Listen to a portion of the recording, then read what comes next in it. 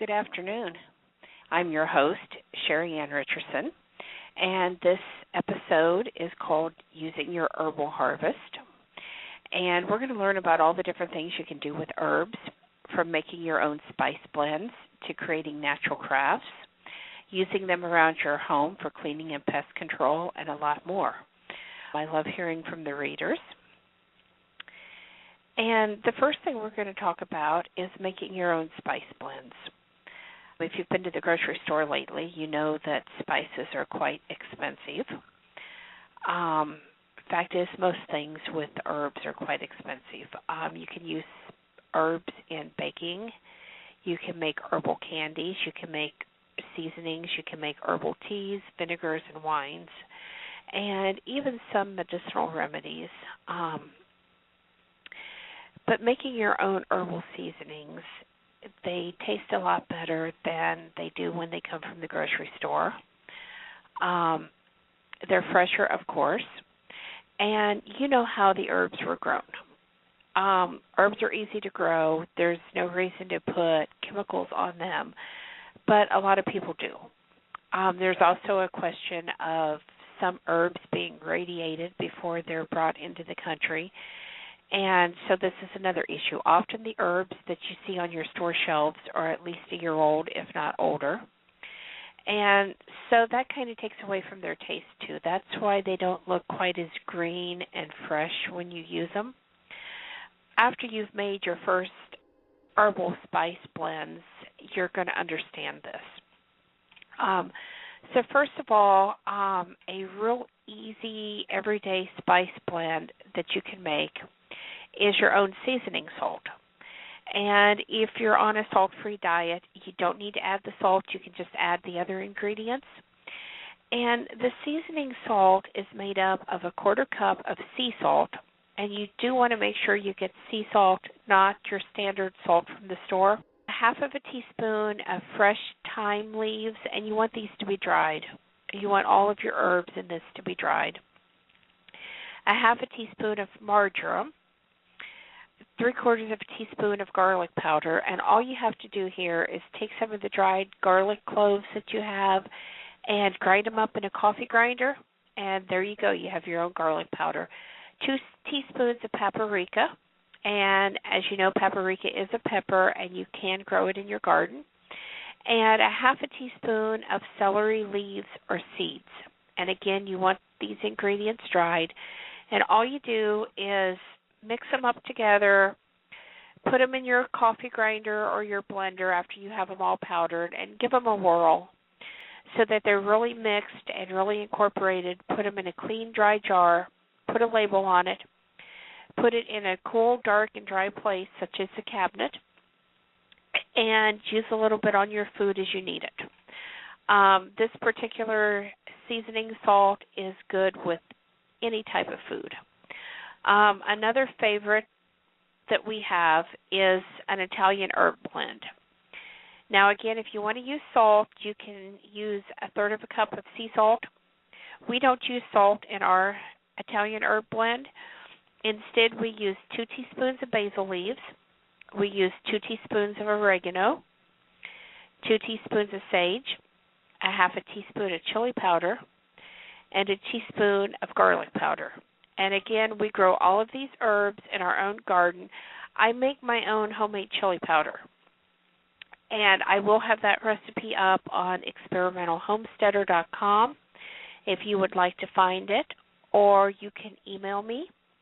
All of these spice blends are available in my book, 101 Tips for Self-Sufficiency. And so you can find them there. Again, the name of that book is 101 Self-Sufficiency Gardening Tips is the actual name of it. It is available on Amazon for the Kindle. And there are all kinds of really cool tips in that, all kinds of things that you can do with herbs. The other thing that I want to talk about is creating natural crafts. A lot of people don't think about making herbal wreaths that you can use in your kitchen. You can put a lot of the spices that you use every day, such as garlic, dried peppers, sage, Whatever herbs you use a lot of, you can make a little culinary wreath and you can hang it up in your kitchen as long as it's not real dusty, because you don't want it in a real dusty place. And you can just pick off what you want and use it as you need it. And that's a great way to store herbs and make them look kind of decorative if you like.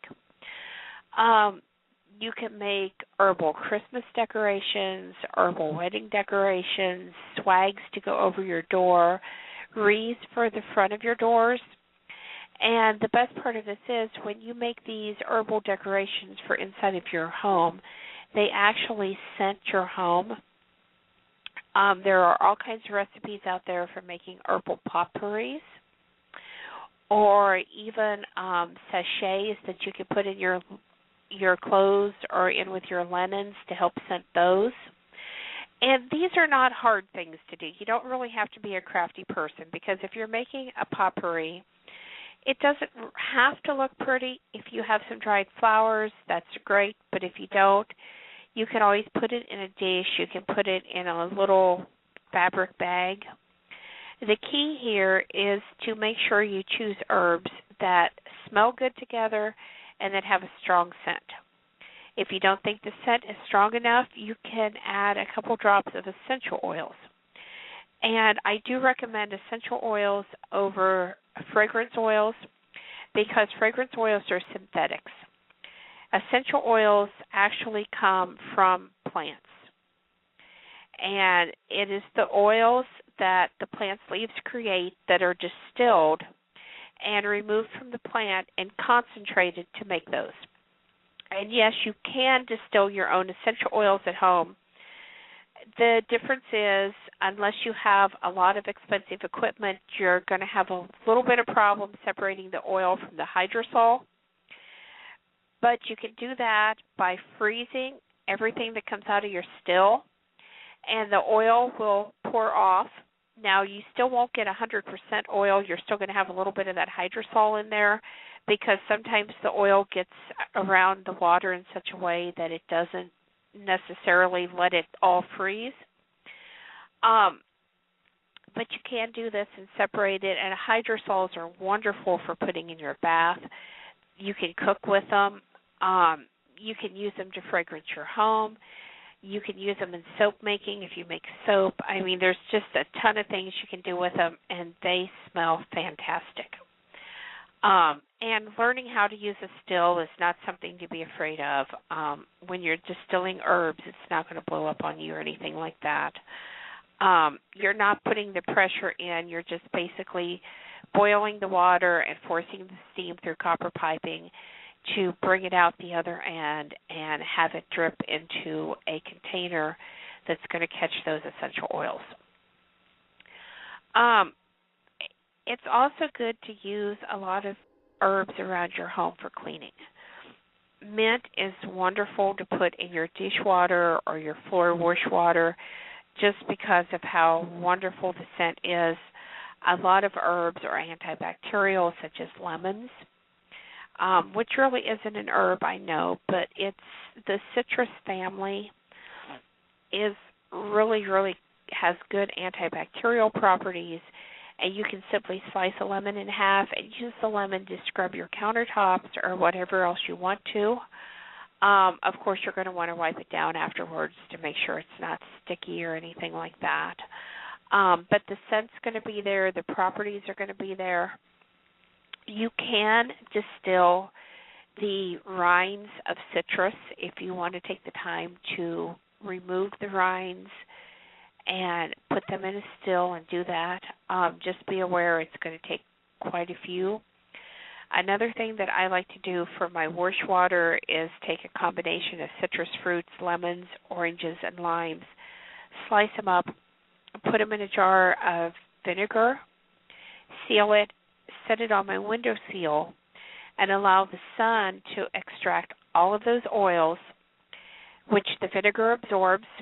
And after several weeks, depending on how strong you want the scent, you're going to want to strain that vinegar off and compress the citrus that's left to squeeze all of that vinegar out of them, all of the liquid from their own oils, their own liquid, And you can use a cup of that in your rinse water in your washing machine to give your laundry a wonderful smell. And if you don't know, vinegar will help soften your laundry. You can definitely use it in place of fabric softener. A little bit of vinegar in your wash cycle will actually help your detergent do a better job. So those are some great things to do. And again, I want to encourage you to call in. Our guest call-in number is 1-626-657-2120, and I'm Sheri Ann Richerson.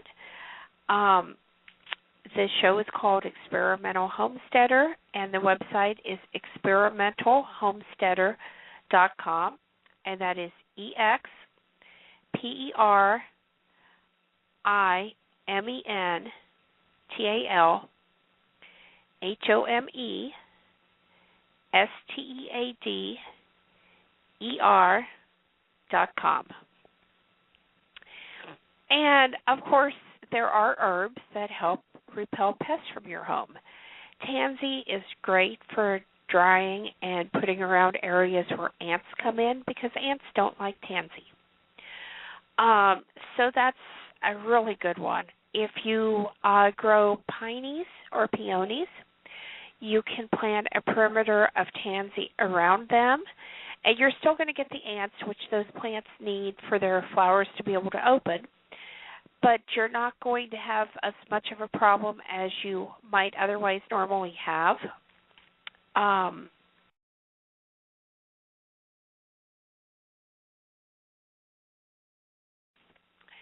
Doing things as naturally as you can is really important for the environment. It's a lot better to use natural herbs and natural products that you grow. And some other things, herbs are not easy to grow.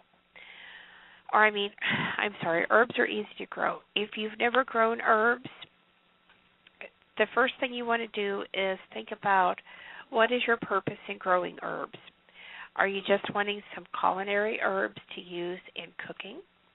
Are you wanting some medicinal herbs to make your own herbal medicines?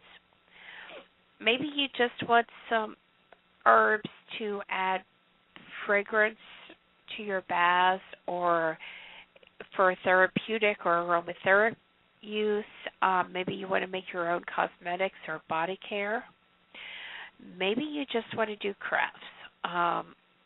Like I said, there's a lot of wonderful herbal wreaths, swags, floral arrangements, potpourri, sachets. You can make dyes out of herbs. You can make baskets out of herbs. You can make fiber out of some of the herbs. And you can even make your own paper, which is a really cool project to do. And then there are the practical uses. There are a lot of herbs that help both livestock and domestic pets. Wormwood is one, although you do want to be careful how you use it. Comfrey. There is just a lot there. Herbs make wonderful companion plants. They attract a variety of beneficial insects into your garden. And if you don't know, the beneficial insects, such as the parasitic wasp, which are these little tiny wasps that you're not even going to notice unless they're in groupings, they attack the tomato hornworm, and they lay their eggs on it. So if you've seen a big green hornworm on your tomatoes and you've seen these little white dots on its back, that's the parasitic wasp. Do not kill that hornworm. Let nature take its course. As I said, the herbal house cleaning.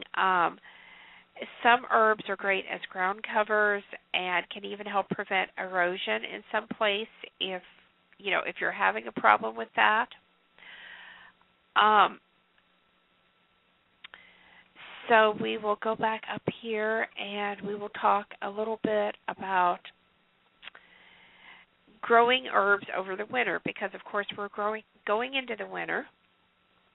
And some of your perennial herbs, such as sage and oregano and parsley, will last quite a while into the winter, and you'll be able to go out and still harvest some fresh leaves. It's a good idea to go ahead and harvest at least a third of the plants now. Get those dried and stored because they will die back if you have a harsh winter. But what do you do about your annual herbs such as basil or pineapple sage? Or maybe you love cilantro and you really like it fresh, and of course it's going to die off over the winter because it is an annual herb. And an annual is basically a plant that will grow and it will flower or set seeds or whatever it's supposed to do, and then at the end of the growing season it's going to die, and the only way it's going to come back next year is if it self-seeds because the roots are going to be gone. So what you can do with some of these herbs is you can pot them up, make sure there's no pest on them. Look under the leaves because that's where you're going to see the pest. If you do see something, make sure they are not butterfly eggs because if they are, you want to leave that herb alone. You don't want to kill those butterflies. If you're not sure, you can take the plant to your local extension agent and they can help you determine, is this a pest? Is this a beneficial insect? What exactly is this? But you can bring those herbs inside and you can put them in a sunny window where you can continue to harvest them throughout the winter. You can set up a little shelf and put a grow light up above them. I really like the 4-foot fluorescent grow lights. You want to select one bulb from the hot end of the spectrum and one bulb from the cold end of the spectrum. And the reason for this is that's going to give you a wider variety of lights of the spectrums of the color because plants really need every color of the light spectrum in order to maintain their growth and flower and fruit like they're supposed to. And it's easier just to let them have that instead of you trying to decide, today they need blue and a week from now they're going to need red. That can get really complicated.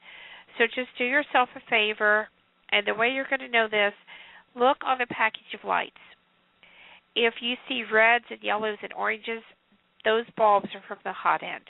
If you see blues and greens, those bulbs are from the cool end. And again, put one bulb from each end of the spectrum in your 4-foot fluorescent light. You're going to be good to go. And this is going to help these herbs continue to grow throughout the winter. You're going to continue to be able to harvest them. You do want to harvest your herbs before they flower because once they flower, the flavor of the leaves is going to be. The other thing you want to do is harvest your herbs early in the morning because that's where they're going to have the most essential oils.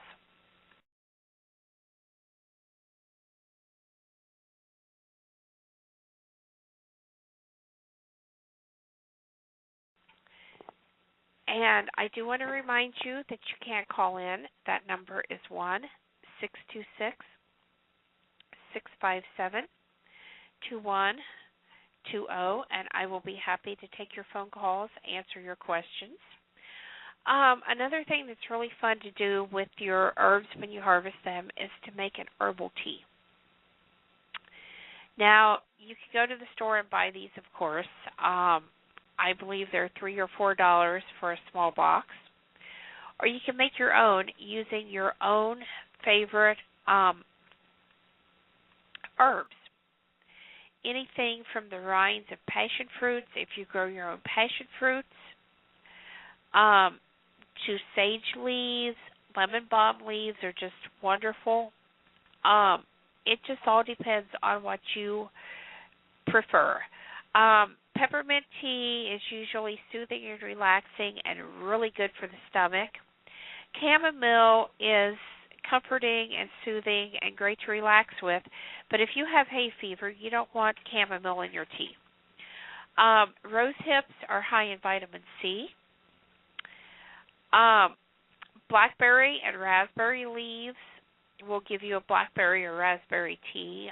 Those are pretty popular in the grocery store, and all you do is pick the leaves from the plants, dry them, and crush them up. Lemongrass often helps soothe the digestive system as well.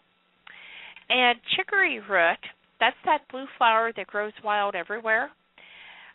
You can dig it up and use the root in your tea, and it adds a natural sweetness to tea. And the easiest way to decide what you like when it comes to herbal tea is put a little bit of this and a little bit of that in, maybe a teaspoon of this and a teaspoon of that, and kind of mix and match until you find exactly the combination of herbs that you like. You can also look at the grocery store and see what is in your favorite herbal tea, what the ingredients is. Remember, the first ingredient is going to be what's the most prominent in your tea, and as you go down, it's going to be less and less.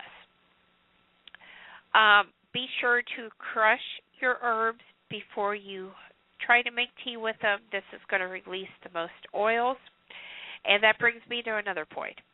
When I dry my herbs and I store them, I use the leaf whole. I do not crush that leaf until I get ready to use it, because that really helps you to get the freshest product that you can get. These herbs that you're going to store, they're good for about a year. After that, when your new herbal harvest starts coming in, you want to dump those herbs in your compost pile.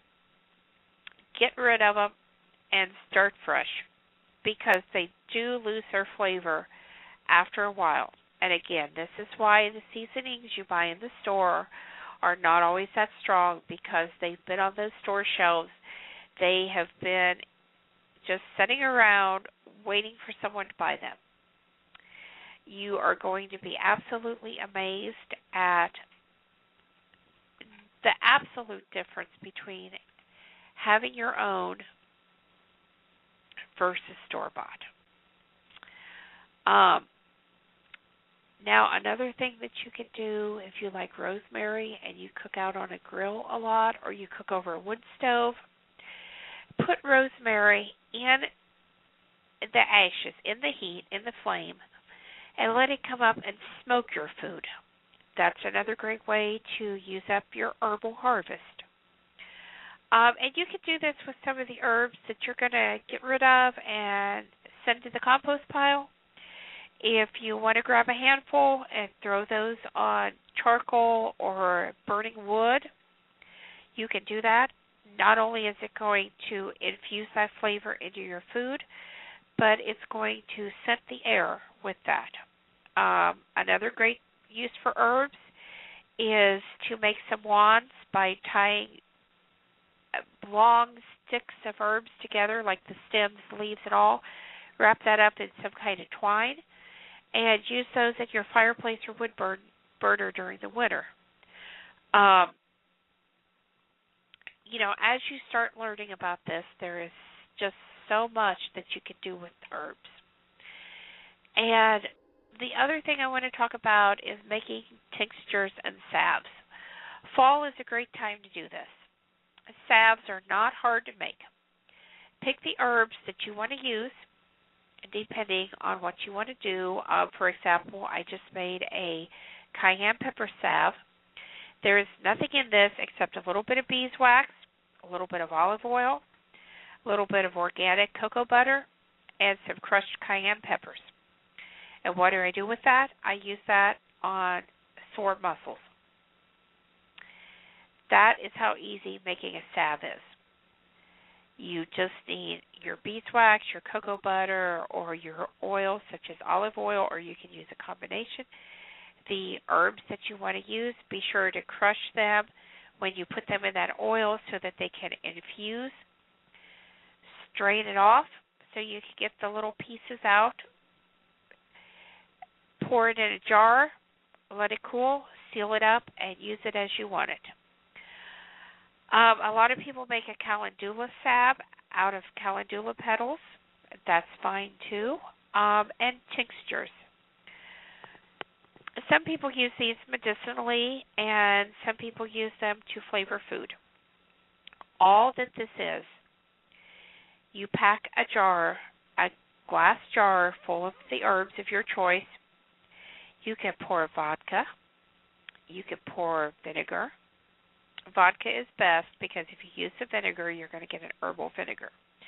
But you can pour a liquid of your choice over this. Tinctures are usually made with vodka, although some people have said brandy. And you let those herbs infuse into the liquid, strain it off, you have a tincture. And these are scented if you make it with vodka and you want to play around with making your own perfume. You actually have your perfume right there. You can dab a little bit of that scented vodka on your skin, and there's your herbal perfume. Or you can try to blend it a little better. If you get really into making perfumes, you don't want to use vodka. But if you just want to play around and see what you get, go ahead. The other thing that dried herbs are really good for is to crush them up and sprinkle them on your floor.